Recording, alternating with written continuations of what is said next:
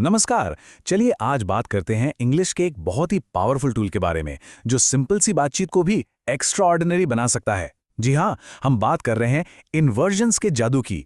ये वो सीक्रेट है जो आपकी इंग्लिश को एकदम नेक्स्ट लेवल पे ले जा सकता है। अब जरा स्क्रीन पर देखिए। एक ही बात को कहने के दो अलग अलग तरीके हैं। पहला वाला, I have never seen such a car. हाँ, बिल्कुल ठीक है। पर दूसरा वाला, never have I seen such a car, सुनने में कितना ज्यादा पावरफुल और एडवांस लग रहा है ना। बाईं तरफ है एक नॉर्मल सेंटेंस और दाईं तरफ C1 लेवल का। यही फर्क आज हम सीखने वाले हैं। तो आखिर इसका सीक्रेट क्या है? ऐसा क्या है जो दूसरे सेंटेंस को इतना पावरफुल, इतना पोएटिक बना देता है? अगले कुछ मिनटों में हम इसी रहस्य से पर्दा उठाएंगे। ठीक है, तो चलिए इसमें थोड़ा और गहरा उतरते हैं। इस पूरी टेक्निक का असली मजा है इसके ड्रामेटिक इफेक्ट में। ये वाक्यों में एक जोर, एक इमोशन और एक तरह की सिनेमा वाली क्वालिटी जोड़ देता है। और हाँ, ये सिर्फ सुनने में अच्छा लगे, बात सिर्फ इतनी नहीं है।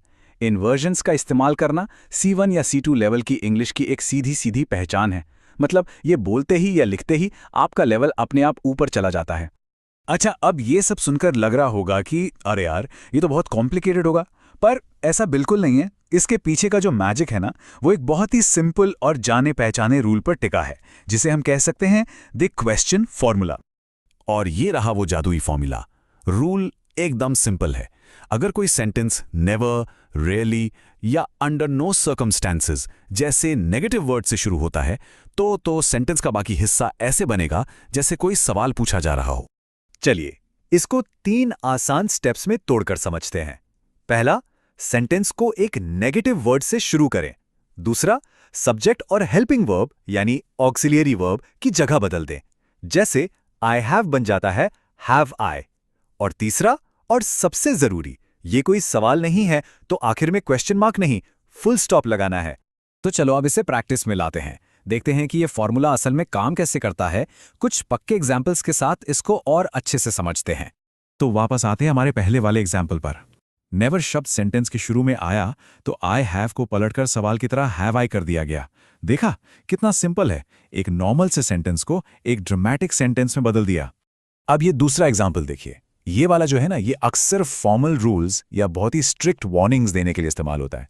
अंडर नो सर्कमस्टेंसेस से सेंटेंस शुरू करते ही यू मस्ट बन गया मस्ट यू। ये सेंटेंस को एक अलग ही अथॉरिटी और सीरियसनेस दे देता है।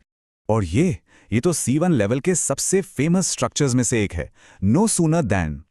इसका सीधा सा मतलब है जैसे ही मैंने ये किया वैसे ही वो हो गया। मतलब एक काम खत्म भी नहीं हुआ कि दूसरा शुरू हो गया। जैसे ही मैं घर से निकला बारिश शुरू हो गई। ये उस पल के ड्रामे को बढ़ा देता है। तो पॉइंट ये है कि यहां भी वही सेम रूल काम कर रहा है। नो सूनर से सेंटेंस शुरू हुआ, इसलिए आई हैड लेफ्ट को पलटकर हैड आई लेफ्ट कर दिया गया। बस यही इस स्ट्रक्चर की चाबी है। तो अब जब हमने इसका लॉजिक भी समझ लिया और एग्जाम्पल्स भी देख लिए, तो चलिए इस पूरी टेक्निक को एक क्विक रूल में समेट लेते हैं ताकि ये हमेशा याद रहे। तो इसे मास्टर करने के लिए क्विक रूल क्या है? सबसे पहले सेंटेंस के शुरू में एक नेगेटिव वर्ड रखिए। उसके फौरन बाद हेल्पिंग वर्ब और सब्जेक्ट को स्वैप कर दीजिए, मतलब अदला बदली। स्ट्रक्चर एक सवाल जैसा बनेगा पर खत्म होगा फुल स्टॉप के साथ। बस इतना ही है।